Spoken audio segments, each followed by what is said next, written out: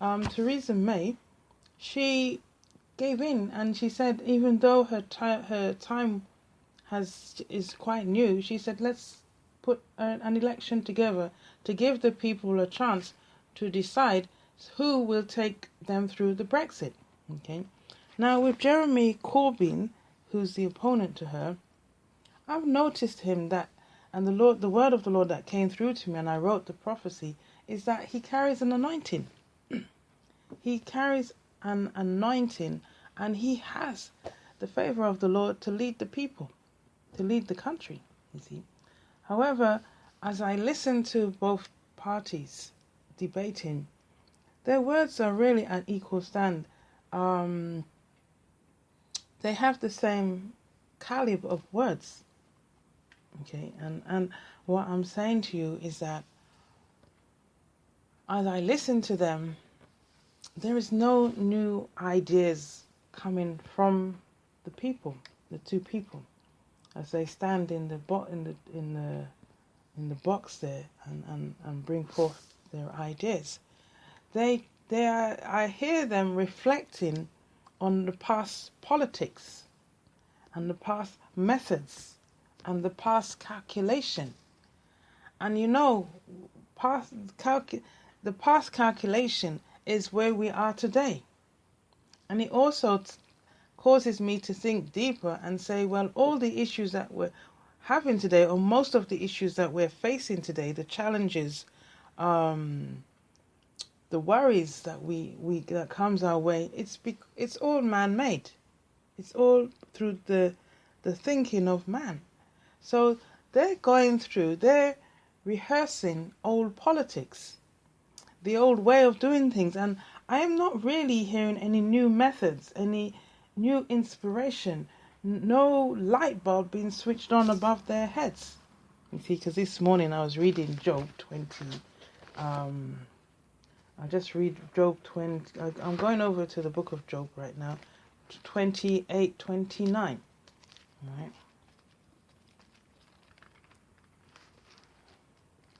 Just flick. It's just who can get over to the book of Job 20. When I was at school, I knew all 60 books in order, and I don't know what happened that it just came out of my mind. I don't seem to be able to know it as well as when I was about 9 years old, and I could write down all 66 books in order. I used to get 100%. 99, 100% in my religious education classes at school.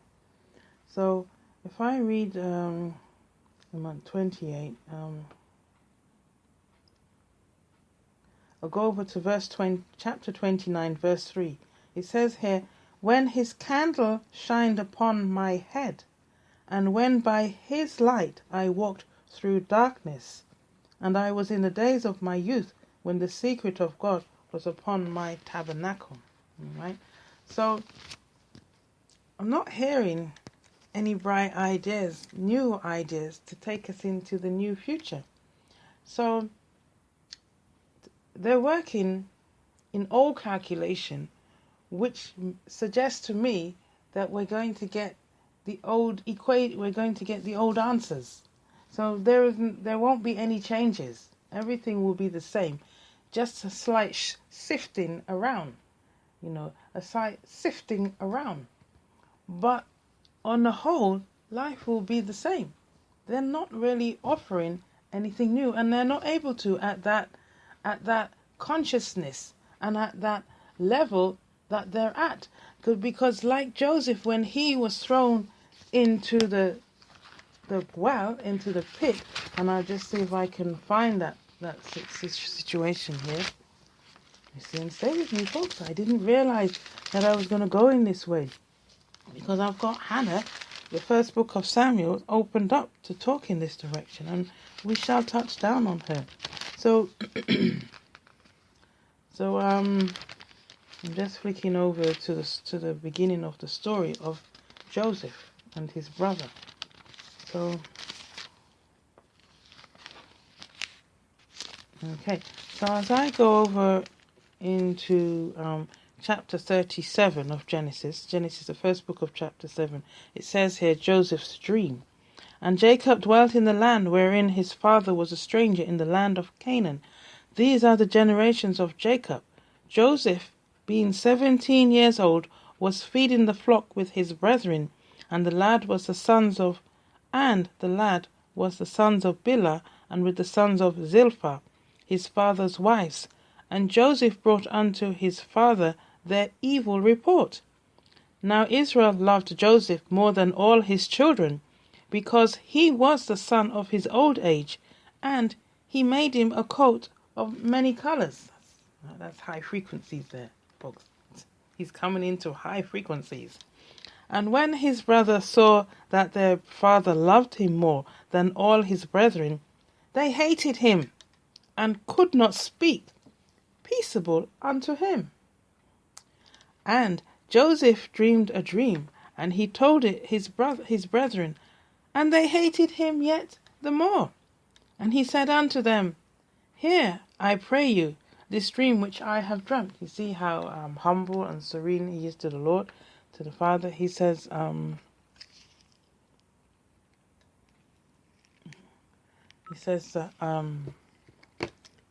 pray. So he's humble to the Lord. I pray, this dream I have dreamt. For behold, we were binding sheaves in the field, and lo, my sheaf arose, and also stood upright. And behold, your sheaf stood around about, and made obeisance to my sheaf. And his brethren said to him, Shalt thou indeed reign over us? Or shalt thou indeed have dominion over us? And they hated him yet the more for his dreams, and for his words. And he dreamed yet another dream, and told it to his brethren, and said, Behold, I have dreamt a dream more. And behold, the sun and the moon and the 11 stars made obeisance to me. And he told it to his father and to his brethren. And his father rebuked him, and said unto him, What is this dream that thou hast dreamed? Shall I and thy mother and thy brethren indeed come to bow down ourselves to thee, to the earth? And his brethren envied him, but his father observed the same. Okay, and his brethren went to feed their father's flock in Shechem. Now I won't go through the thing. I just wanted to initiate the story here. So now Joseph's brothers, they go off to feed the flock, and they collaborate together how to get rid of Joseph. Okay, because right now they're full of envy, jealous. They despise him. So they say, and when they saw him afar off, even before he came near unto them, they conspired against him to slay him. And they said one to another, Behold, this dreamer cometh. Now come now, therefore, and let us slay him, cast him into some pit, and we will say, Some evil beast have devoured him, and we shall see what will become of his dreams. And if we go to verse 24 of chapter 37, and they took him and cast him into a pit, and the pit was empty, and there was no water in it. And they sat down to eat bread, and they lifted up their eyes and looked, and behold, a company of Ishmaelites from Gilead with their camels, bringing spicery and balm and myrrh, came to carry it down to Egypt. Right? So they spiritually threw him in the pit with no water. So he was in utter darkness. He was out of touch of the Lord. Right? That's what they wanted. So it's really talking about the adversary of spirituality that wants to cut off the Lord's people. They want to cut him off from knowing the Lord.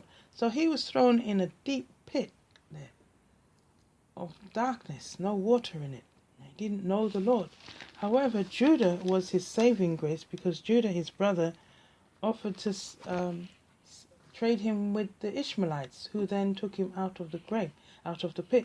So what I'm saying here about listening to the politicians speak, it's as though they've been thrown into the pit where there's no water, there's no God there. Okay? So I'm going to say they're in a deluded state, folks. They're in a deluded state. They're reciting old politics, which will only lead us to where we are now. And it's not resolving anything new. It's not bringing us higher into the Lord. So we need Judah.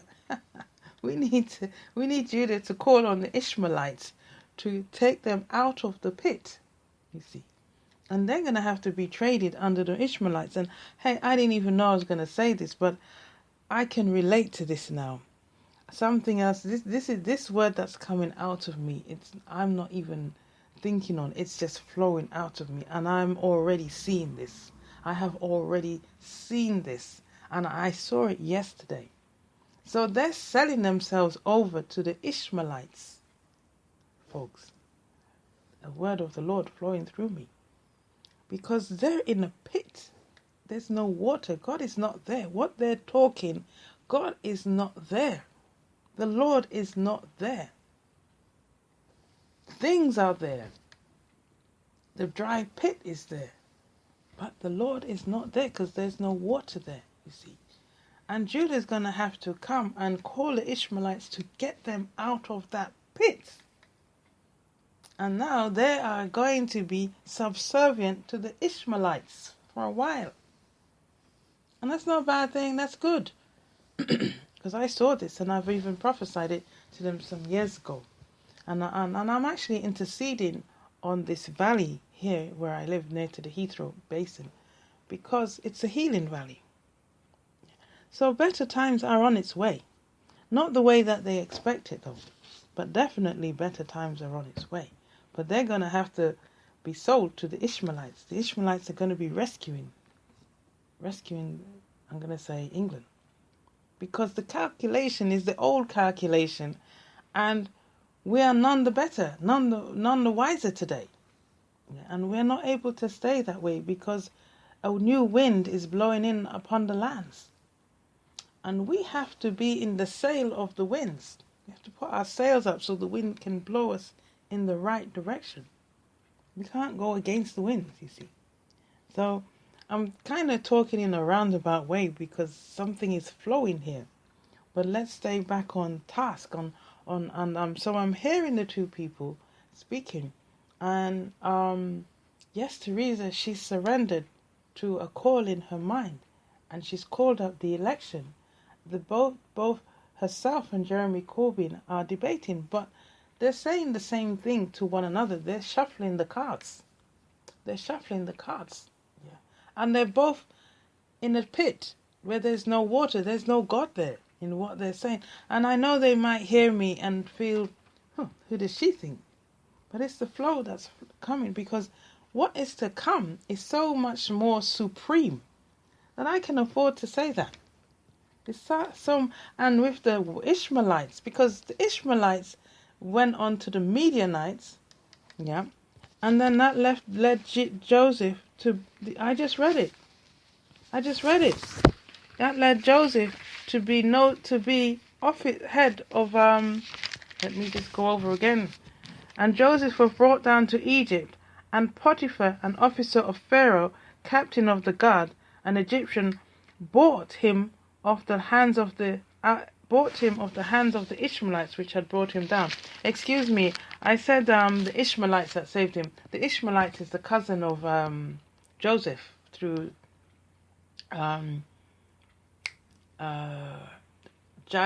Abraham, Isaac, yes. And Abraham had the son there, had his first son through the maidservant of Sarah, Ishmael, yeah. But it's the Midianites, that took him out of the well, and then he was passed on to the Ishmaelites. But what I gathered here is that he said, "So come and let us sell him to the Ishmaelites, and let not our hands be upon him, for our brothers, for he is our brother and our flesh." And his brethren were content. Then there passed by Midianites, merchantmen, and they drew and lifted up Joseph out of the pit, and sold Joseph to the Ishmaelites for 20 pieces of silver, and they brought Joseph into Egypt. So what I'm saying is that right now, the English politics is digging themselves deeper into the dry pit. And it's going to take skills from the Midianites to take them out, because the brothers weren't able to take him out of the pit. It was the Midianites.